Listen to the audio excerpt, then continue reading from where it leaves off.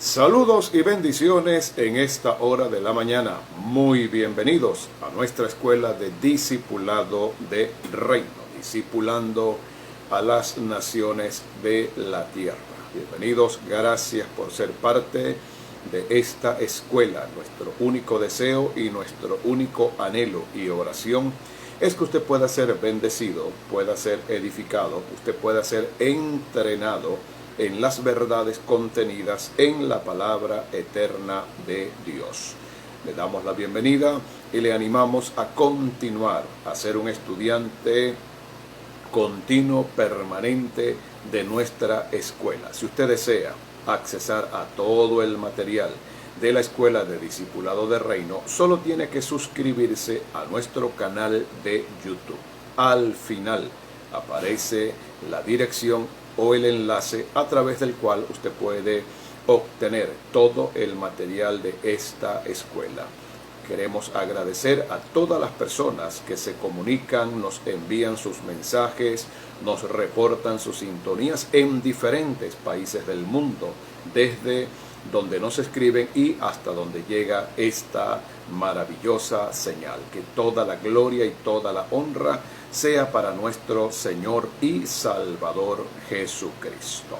Muy bien, vamos a continuar con el tema que hemos venido tratando en las lecciones anteriores. Estamos hablando acerca del tema, ¿qué es el ministerio? En la clase del día lunes estuvimos definiendo algunos términos del griego que se traducen en la Reina Valera 60 como ministerio. Hablamos del término diaconía, de donde quedó el término diáconos, que significa servidor, ministro, ministerio, el que sirve. El término diáconos tiene que ver en el idioma griego original con un servicio que cada creyente debe desarrollar y debe desempeñar dentro del cuerpo de Cristo y en la iglesia local a la cual pertenece o a la cual está afiliado, está anexado. Todos hemos sido llamados como diáconos, como servidores. Ese es un ministerio general, es un ministerio global, es un ministerio que todo creyente tiene que aprender a desarrollar. La actitud de servicio debe ser un estilo de vida para todos los creyentes. Dicho también en otras palabras, todo apóstol, profeta, evangelista, pastor o maestro es un diácono en el sentido de que el ministerio apunta a una función primordial: servir al cuerpo de Cristo, servir a otros. Lamentablemente, no todos los que están en el ministerio han entendido o han comprendido la importancia de lo que es el servicio. Muchas personas han tomado el ministerio, han tomado los dones, han tomado la unción, han tomado la gracia, han tomado el manto de autoridad que el Señor les ha entregado para exigir servicio y para demandar, reclamar que otros les sirvan a ellos. Eso es un error, eso es totalmente antibíblico, eso es totalmente diabólico y eso está fuera de la palabra de Dios.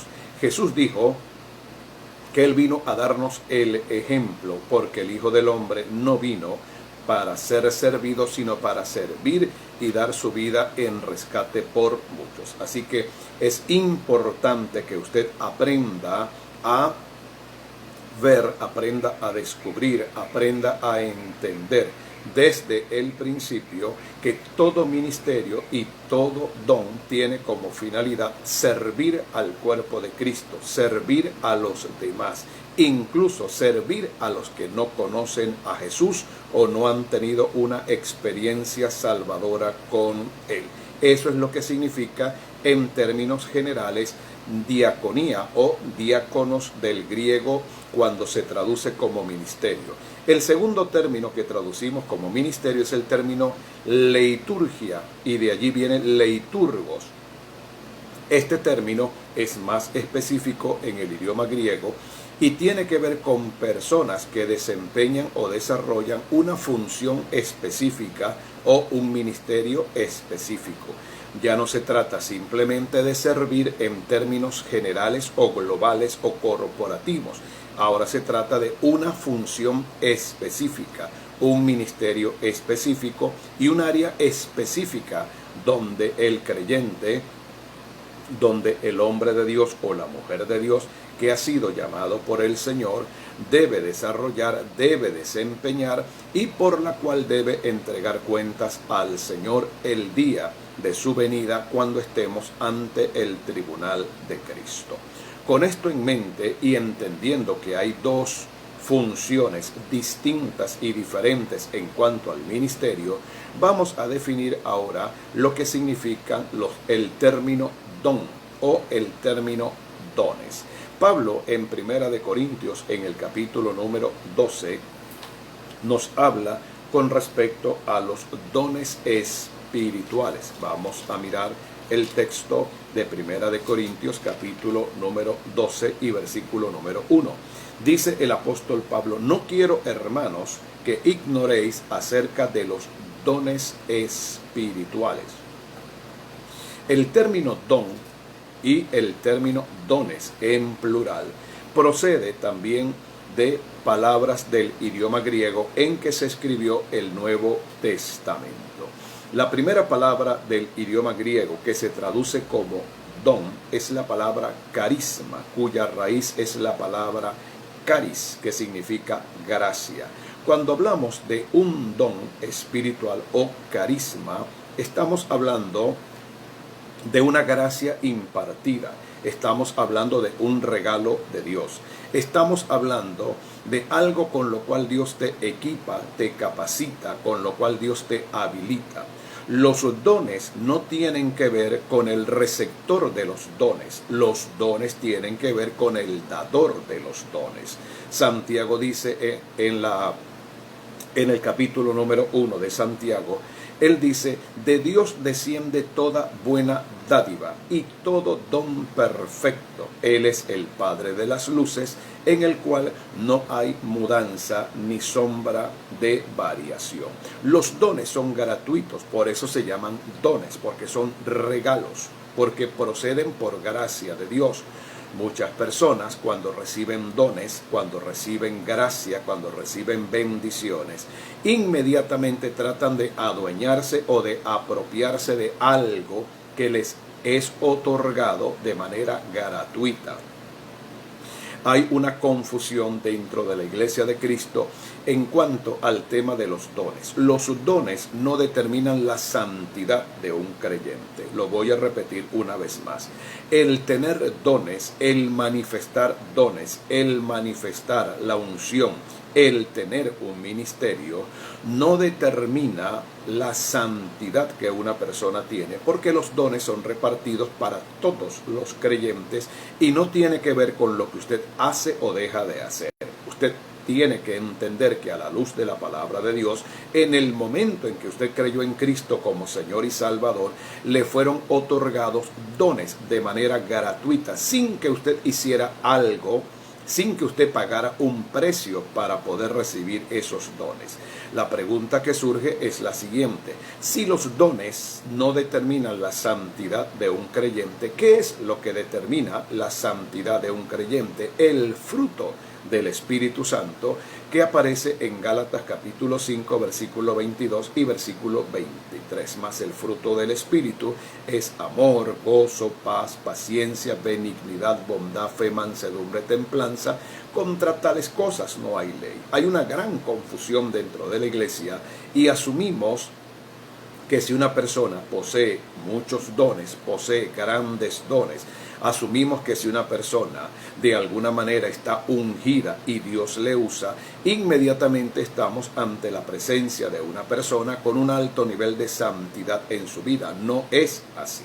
Los dones son simplemente una habilitación y parte de un equipamiento que Dios otorga para que usted desarrolle un ministerio. Los dones deberían provocar Los dones deberían generar la unción y la manifestación sobrenatural del Espíritu Santo, deberían generar en la vida de un hombre y en la vida de una mujer de Dios, deberían generar santidad, compromiso, obediencia, fidelidad, entendiendo que no somos dignos y entendiendo que jamás haremos algo que nos haga merecedores de los dones.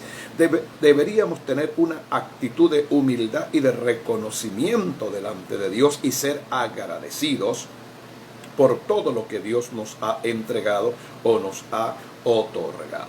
Así que es muy importante que usted comprenda el significado y que comprenda lo que significan los dones. Es un regalo inmerecido. La salvación es un don de Dios. Así lo enseña Pablo en la carta a los Romanos, en el capítulo número 5, en el versículo 15 y en el versículo 16. En Efesios, en el capítulo número 2, el apóstol Pablo nos enseña que la salvación es un don, es un regalo gratuito. Leemos en Efesios capítulo número 2, verso número 8. Dice Pablo, porque por gracia sois salvos por medio de la fe, y esto no de vosotros, pues es don de Dios, no por obras, para que nadie se gloríe. Así que dentro de los dones otorgados, recibidos, dentro de los dones que Dios ha impartido gratuitamente, la salvación es uno de ellos. El segundo concepto que debemos distinguir es que cuando hablamos de dones, entran los dones espirituales, los carismas de Dios, y en plural es la palabra carismata. Es el término que utiliza Pablo en Primera de Corintios, en el capítulo número 12, en el versículo número 1. Los dones espirituales son para servicio, son para edificación, son para bendición. Los dones del Espíritu Santo deben generar y deben provocar unidad dentro del cuerpo de Cristo. Los dones no son de uso particular, los dones no son de uso individual.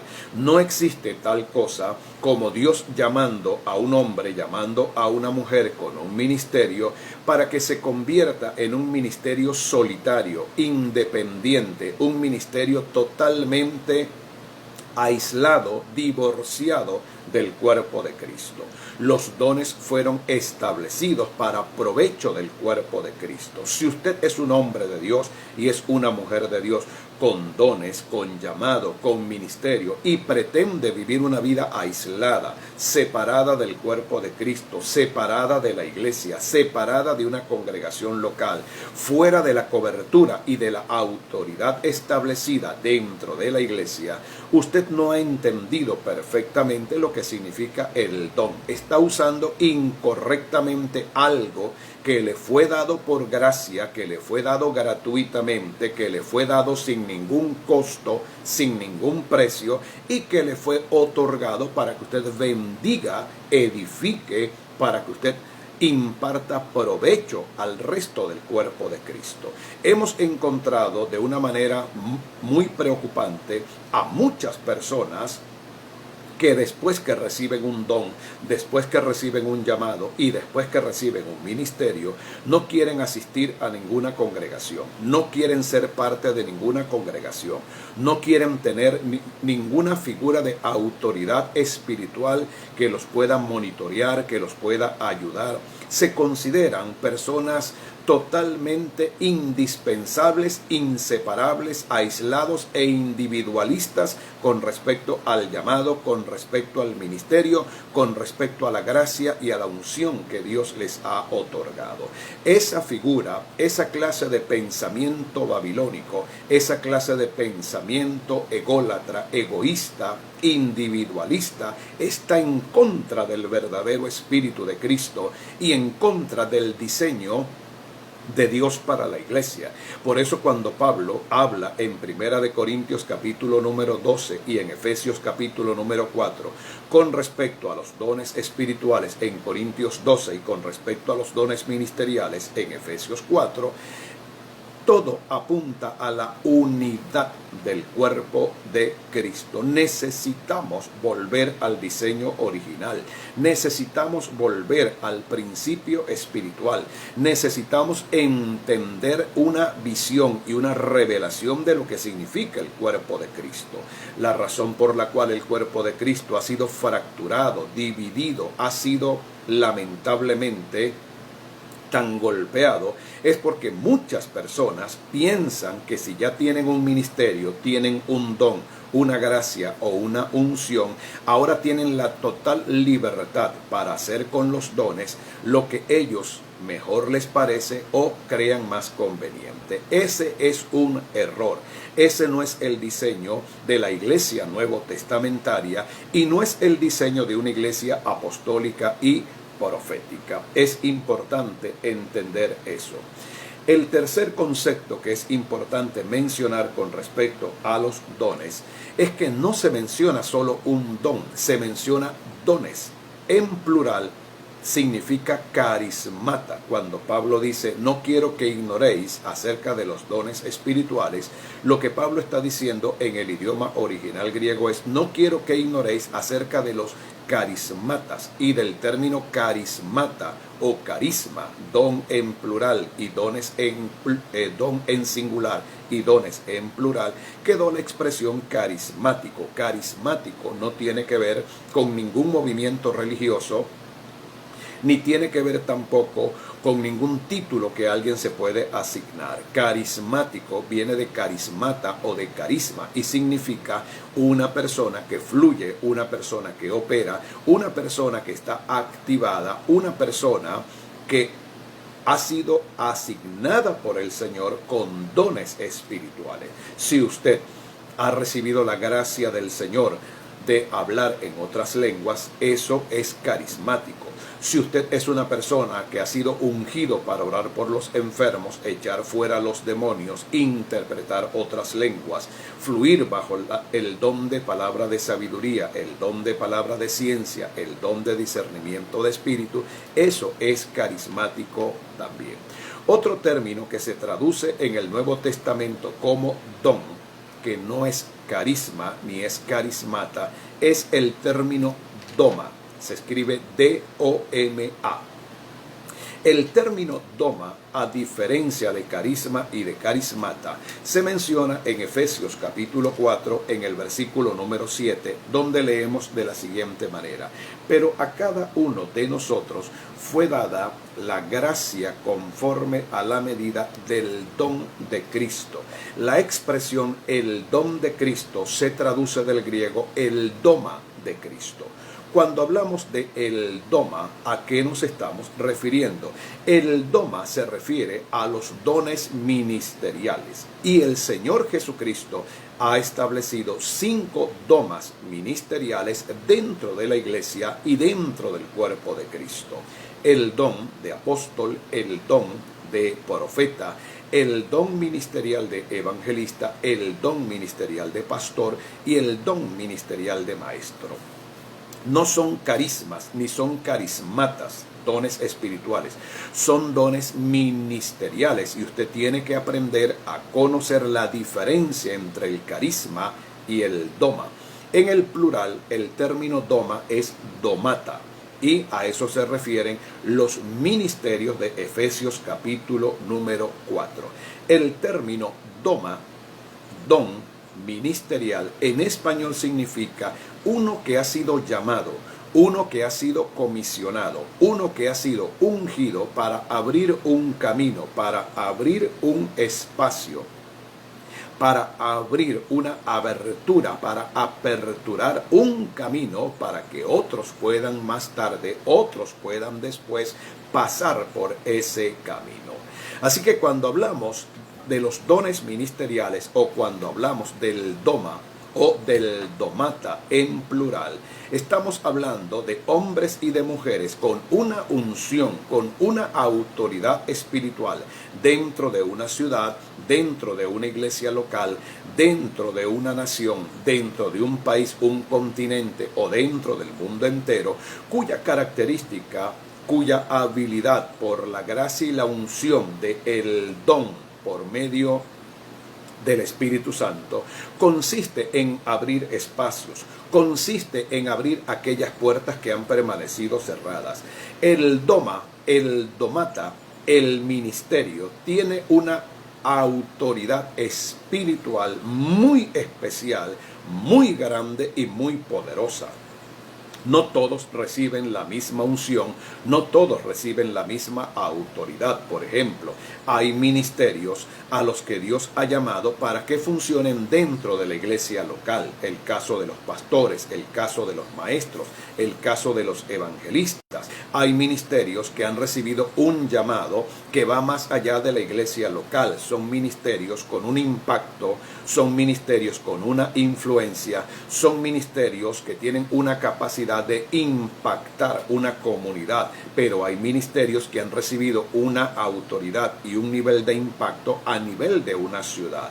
Asimismo, hay ministerios que han recibido un nivel de autoridad para impactar naciones enteras, países enteros, pero hay ministerios que han recibido un nivel de autoridad mayor o superior para impactar continentes, y hay ministerios que han recibido un nivel de autoridad y de impacto para generar una influencia a nivel mundial. Por eso usted no puede catalogar, ni puede comparar, ni tampoco puede decir que un ministerio es superior, es mejor o es mayor que otro, si usted no entiende y no comprende los niveles de unción y los niveles de autoridad con los cuales un ministerio ha sido llamado. Si usted comienza a comparar quizás su propio ministerio con el ministerio de otros ministros o de otros hombres y mujeres con un impacto y con un nivel de influencia superior al suyo, usted va a concluir que Dios no le llamó, usted va a concluir que tiene un ministerio pequeño, usted va a concluir que quizás no tiene una gracia suficiente o una unción suficiente. Los ministerios no se hicieron para compararse. Los ministerios se hicieron simplemente para complementarse. Lo voy a repetir una vez más. Ningún ministerio ha sido llamado en una misma ciudad para hacer comparaciones. Los ministerios se hicieron para complementarse los unos a los otros, apoyarse los unos a los otros, ayudarse los unos a los otros. Eso pareciera que nos ha costado entenderlo, y aunque ya han transcurrido miles de años, siglos enteros, aún hay ministerios en una misma ciudad, en una misma localidad, comparándose y lamentablemente compitiendo unos contra otros. ¿Quién tiene la iglesia más grande? ¿Quién reúne más gente? ¿Quién tiene un sermón, un mensaje o una palabra más impactante? ¿A quién le siguen más personas? ¿Quién tiene un programa de radio con mayor audiencia? ¿Quién sale por televisión? ¿Quién ha escrito un libro? ¿Quién ha hecho más viajes al extranjero? Y hemos caído en una serie de perversiones, hemos caído en una serie de confusiones, de errores y de espíritus inmundos de confrontación y de confusión que, lejos de hacerle bien a la iglesia, le están haciendo un tremendo mal.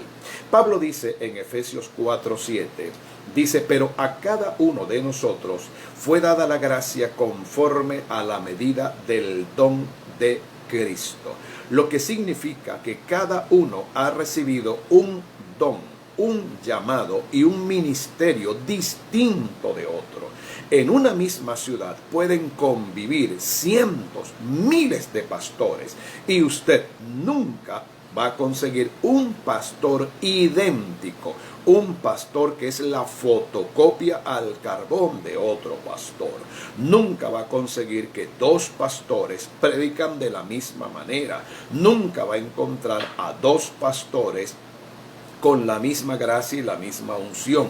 Nunca va a encontrar a dos evangelistas ministrando de la misma forma. Nunca va a encontrar a dos apóstoles caminando bajo la misma unción. Nunca va a conseguir a dos profetas con un ministerio totalmente idéntico. Y nunca va a encontrar a dos maestros de la palabra de Dios con el mismo nivel de revelación, iluminación o inspiración. Por lo tanto, cometemos un gran error y caemos en pecado al estar haciendo comparaciones entre un ministerio y otro. Muchas personas dicen de manera bastante despreocupada e irresponsable: si mi pastor tuviese la unción y la gracia que tiene otro pastor.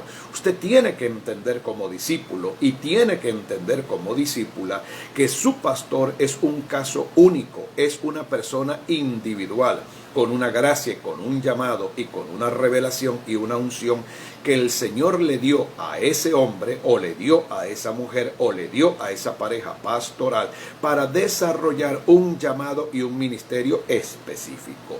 Usted no puede andar pidiendo ni tampoco puede andar exigiéndole al pastor de la iglesia o a los pastores de la iglesia que den más allá de las capacidades que Dios les ha entregado, porque eso sería irresponsable y sería una tremenda falta de conocimiento, una tremenda falta de sabiduría, y sería no entender y no discernir lo que dice Pablo en Efesios 4:7. A cada uno le ha sido dada la gracia conforme, según, de acuerdo a la medida del don. Todo ministerio ha sido asignado por Dios y tiene una medida hasta donde se puede llegar, hasta donde se puede ejercer, hasta donde se puede ministrar. Muchos ministros han cometido suicidio ministerial al tratar de imitar, al tratar de copiar, al tratar de parecerse a otros ministerios. Debemos entender que los grandes ministerios son una inspiración, son una bendición, se convierten en motivo de aliento, en un desafío. Pero usted tiene que entender que los grandes ministerios que el Señor ha colocado en la tierra, como apóstoles, profetas, evangelistas, pastores y maestros, son ministerios únicos, no son ministerios repetibles, no son ministerios transferibles. Nunca tendremos a otro profeta Eliseo, nunca tendremos a un profeta Malaquías, jamás volveremos a tener a otro apóstol Pablo, nunca se levantará un apóstol Pedro, jamás volveremos a tener a un reformador como Martín Lutero, nunca tendremos a un Livingstone, nunca tendremos a un Jorge Müller.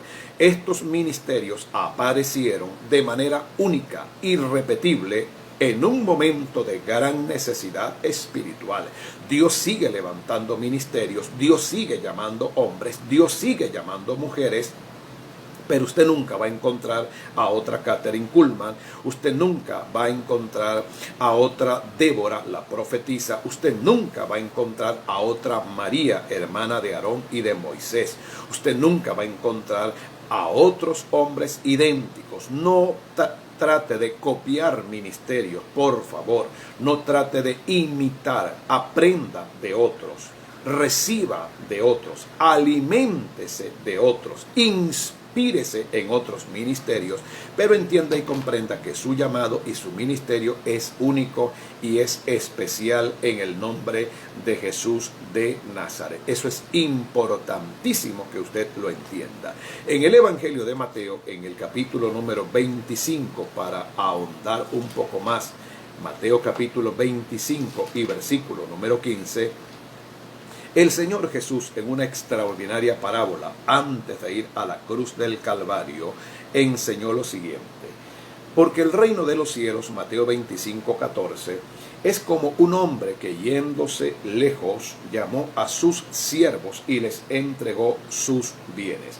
A uno dio 5 talentos, a otro 2 y a otro 1, conforme, de acuerdo a la capacidad de cada uno, y se fue lejos. Si no aprendemos a entender nuestras capacidades, si no aprendemos a entender nuestras limitaciones, si no aprendemos a entender hasta dónde podemos llegar con el ministerio, nos veremos haciendo esfuerzos inútiles, nos veremos haciendo cosas impensables, cosas que Dios no va a respaldar, que escapan de nuestra esfera de ministerio.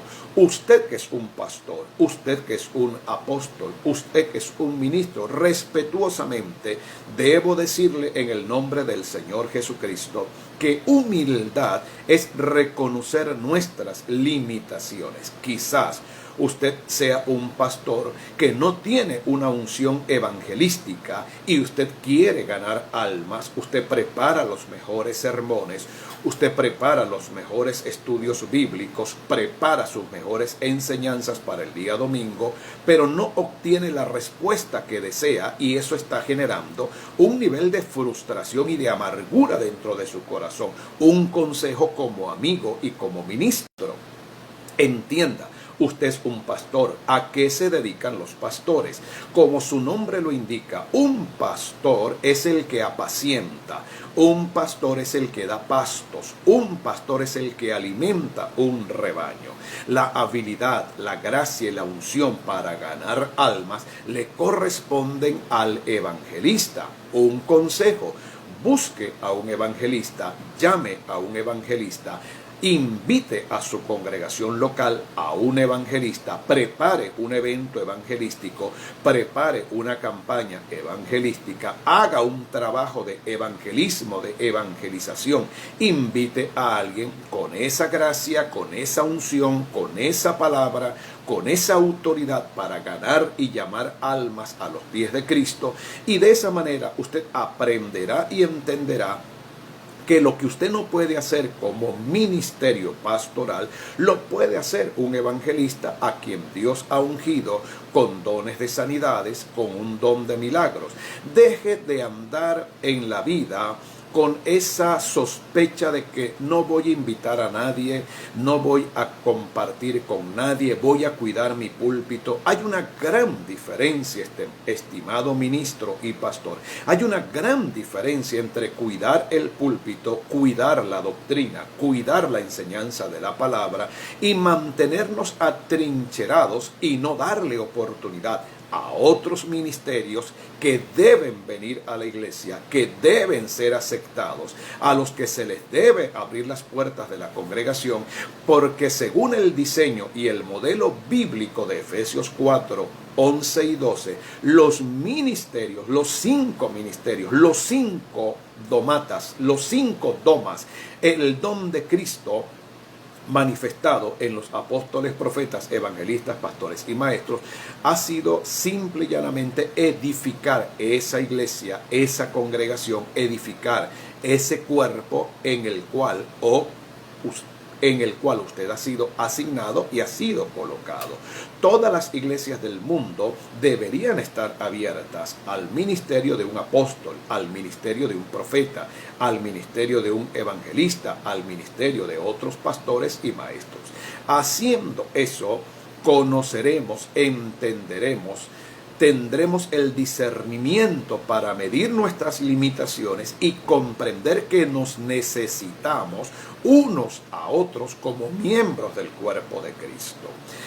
Eche fuera de su vida el espíritu de aislamiento y saque de su mente ese espíritu de que usted es un pastor y debe cumplir con todas las funciones ministeriales, debe caminar en todas las funciones ministeriales, debe ser predicador, apóstol, profeta, maestro, evangelista, el que dirige la alabanza, el que canta los coros, el que toca los instrumentos, debe ser el todo dentro de la congregación, porque eso a la larga solo produce frustración, desgaste, enfermedad, y eso lo único que trae es retraso y estancamiento en la obra y en el ministerio.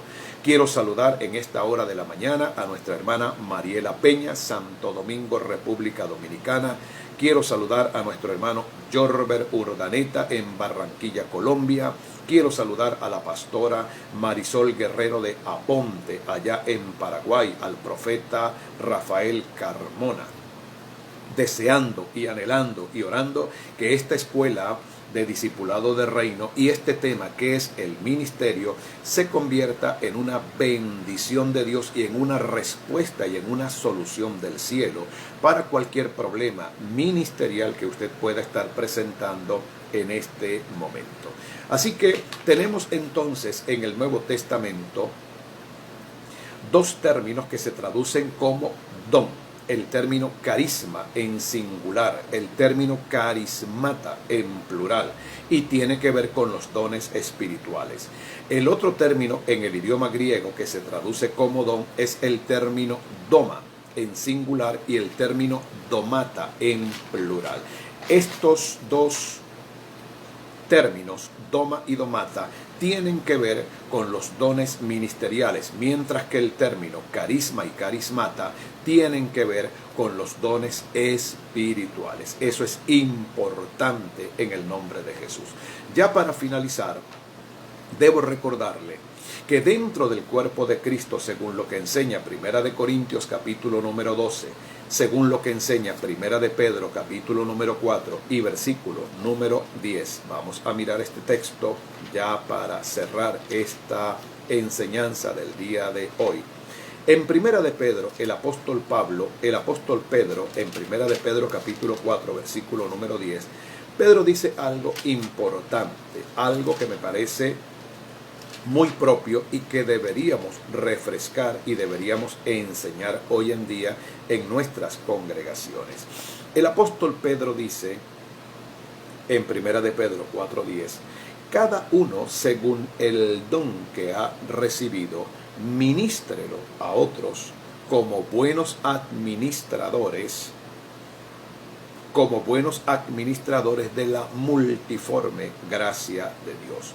Cuando vemos el modelo apostólico del Nuevo Testamento, llama poderosamente mi atención que para los apóstoles tener un sentido de cuerpo, para los apóstoles tener una visión de lo que era el cuerpo de Cristo, era lo más importante, era lo más determinante dentro del reino de Dios.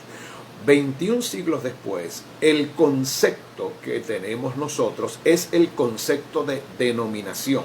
Es el concepto de organización, es un concepto estructural, es un concepto de ver la iglesia lamentablemente sectorizada, ver la iglesia catalogada por doctrinas pentecostales, bautistas, presbiterianos, luteranos, episcopales, menonitas, asambleístas, congregacionalistas. Lamentablemente, ese diseño lo único que ha traído ha sido confusión, división, y ha colocado paredes intermedias que no nos dejan unirnos.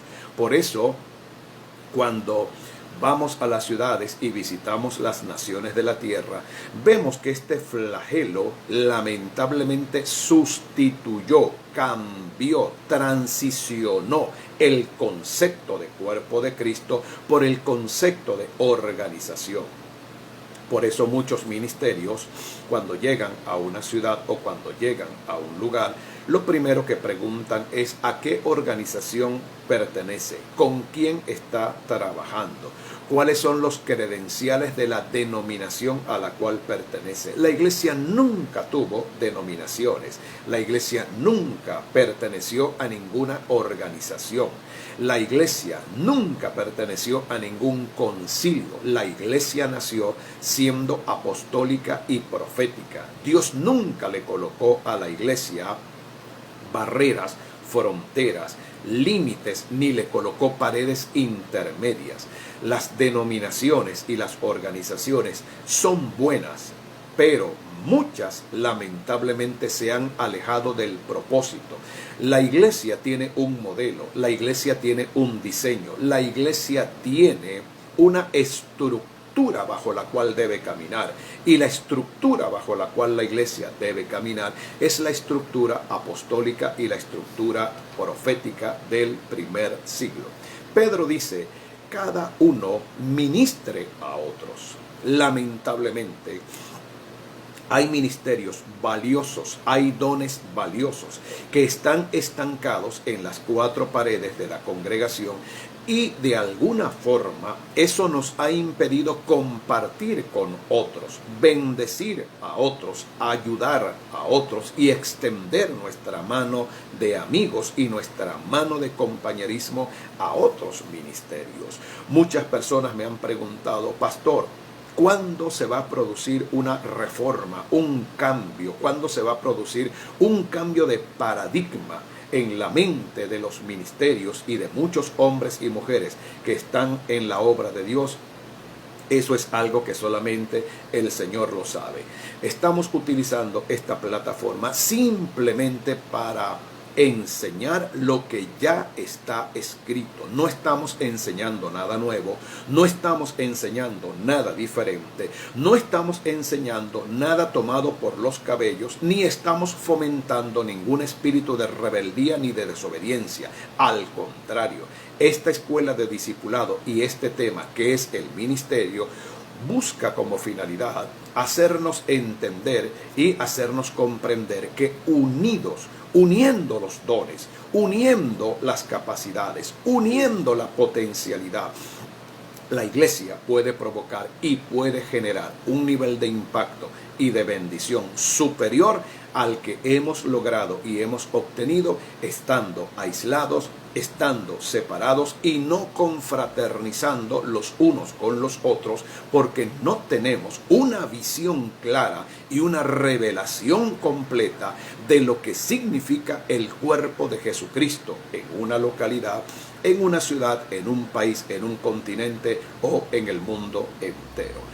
Pregúntese, amado líder, pregúntese, amado discípulo, pregúntese, estimado y respetado ministro, ¿de qué manera podríamos, con el ministerio, la gracia, la unción que Dios nos ha dado, bendecir, ayudar, apoyar a otros que quizás tengan una gran necesidad en el ministerio? Ore al Señor y diga al Espíritu Santo de Dios: yo quiero, dentro de lo que es la visión de cuerpo, yo quiero bendecir a otros ministerios.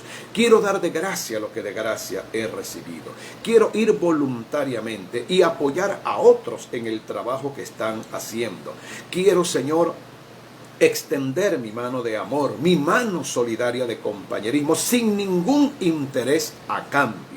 Quiero, Señor, ayudar y quiero, Padre, de alguna manera adelantar el reino de Dios, la obra de Dios. Quiero ensanchar, Señor, la visión de Dios. No importa que lo que voy a hacer no redunde matemáticamente o numéricamente hablando en el crecimiento de mi congregación o ministerio. Cuando aprendamos a mirar el ministerio de esta forma y de esta manera, nos daremos cuenta que seremos muy útiles y que tendremos una gran capacidad y muchas puertas abiertas para poder ayudar y bendecir a los demás en el nombre del Señor Jesucristo. Un gran saludo al pastor José Aponte allá en Paraguay, a nuestro hermano y amigo el pastor Edilberto allá en Ciudad de México. Un gran amigo, un gran abrazo desde Venezuela para Edilberto, para toda su amada y maravillosa familia, de quienes estamos profundamente agradecidos por todo el amor, todo el cariño y el aprecio que nos brindaron en el tiempo que estuvimos allá en el Distrito Federal de México. Bien, hemos llegado al final de nuestra transmisión. Volveremos a encontrarnos el día viernes a las 9:30 de la mañana, hora de Venezuela. Si esta palabra ha bendecido su vida, compártala con su lista de contactos a través del Messenger, a través del Facebook. Y si desea accesar al material de la Escuela de Discipulado de Reino, suscríbase a nuestro canal de YouTube totalmente gratis en la dirección, en el link que aparece al final de la transmisión. Saludos a nuestra hermana Grace Khan. Ha sido para nosotros una tremenda bendición. Nuestra cita próximo viernes con la lección número 5, que es el ministerio. Vamos a comenzar a definir lo que es un ministerio de apóstol, un ministerio de profeta, un ministerio de evangelista, señales, evidencias, marcas que determinan y designan que alguien tiene verdaderamente un ministerio y qué clase de ministerio. Shalom es paz, bendiciones de parte del Señor. Amén.